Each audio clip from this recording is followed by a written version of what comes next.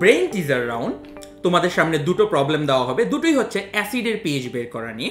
একটা হচ্ছে 100 ml 0.05 molar sulphuric acid দ্রবণের পিএইচ কত, আরটা হচ্ছে 30 ml 0.1 মোলার মিথানোয়িক অ্যাসিড বা HCOOH দ্রবণের পিএইচ কত।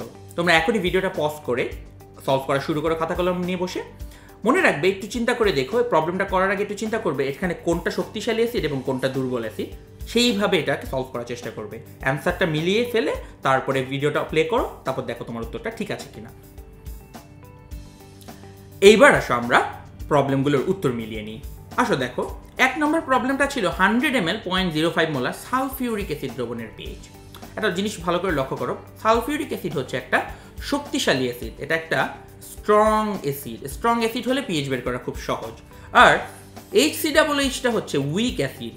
যদি কারো বুঝতে সমস্যা হয় মনে রাখবা, যার ক্ষেত্রে এরকম Ka বা অম্লের বিয়োজন ধ্রুবকের মান দেওয়া থাকবে এবং মানটা এত ছোট কিছু, সেটাই হচ্ছে উইক অ্যাসিড। উইক অ্যাসিডেরই Ka এর ভ্যালু দেওয়া থাকে, স্ট্রংয়ের সাধারণত দেওয়া থাকবে না।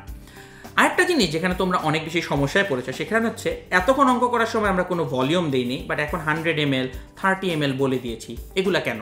একটা জিনিস মনে রাখো, পিএইচ জিনিসটা যখন একটা মাত্র অ্যাসিড থাকে তখন ভলিউমের উপর ডিপেন্ড করে না। কারণ একটু লক্ষ্য করো, এখানে একটা 0.1 মোলার ঘনমাত্রার দ্রবণ আছে। এখন এইখান থেকে যদি 10 ml দ্রবণ নিয়ে আরেকটা টেস্ট টিউবের মধ্যে রাখো, এই টেস্ট টিউবের ঘনমাত্রা হবে 0.1 মোলার। কারণ একটা 100 ml দ্রবণ থেকে 10 ml দ্রবণ তুলে নিলে তার ঘনমাত্রার কোনোদিন চেঞ্জ হয় না, ঘনমাত্রা আগের মতনই থাকে। তাই যদি একটা মাত্র দ্রবণ দেওয়া থাকে, যেমন একটা মাত্র সালফিউরিক অ্যাসিড থাকে, সেই ক্ষেত্রে এই ভলিউমের কোনো দরকার নেই। তাহলে এই পুরো অঙ্ক করার সময় আমার ভলিউম পার্টটার কোনো দরকার নেই, এটা জাস্ট কনফিউজ করার জন্য দেওয়া।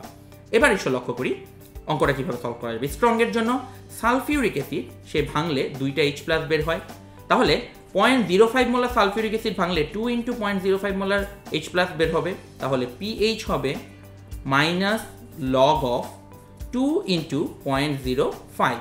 তাহলে ক্যালকুলেশন করলে দেখবা অ্যান্সার চলে আসে 1। তাহলে প্রথম পোর্শনের অ্যান্সার হচ্ছে 1, তার পিএইচ হবে 1। দ্বিতীয় পোর্শনটা উইক অ্যাসিড। আমরা জানি উইক অ্যাসিডের H+ এর ঘনমাত্রা অসওয়াল্ডের লঘুকরণ সূত্র ব্যবহার করলে আসে √KAC। তাহলে পিএইচ আসবে -log of √KAC বা -log of √1.18 × 10⁻⁴ × 0.1। তুমি ক্যালকুলেটর নিয়ে যখন ক্যালকুলেশন করবে অ্যান্সার আসবে 2.37।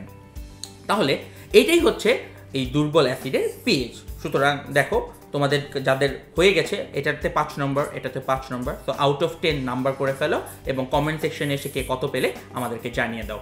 ধন্যবাদ।